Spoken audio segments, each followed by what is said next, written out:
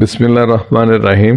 হত্যার প্রতিশোধ হত্যা আল কোরআনের আলোকে 5 নম্বর সূরা মায়দা আয়াত নম্বর 45-এ আল্লাহ পাক বলছেন, আমি তাহাদের জন্য উহাতে বিধান দিয়াছিলাম যে প্রাণের বদলে প্রাণ, চোখের বদলে চোখ, নাকের বদলে নাক, কানের বদলে কান, দাঁতের বদলে দাঁত এবং জখমের বদলে অনুরূপ জখম।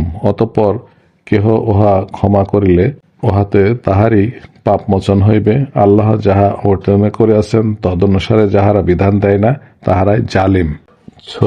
17 নম্বর সূরা বনী ইসরাঈলে 33 নম্বর আয়াতে আল্লাহ পাক বলছেন, আল্লাহ যাহার হত্যা নিষিদ্ধ করিয়াছেন যথার্থ কারণ ব্যতিরেকে তাহাকে হত্যা করিও না।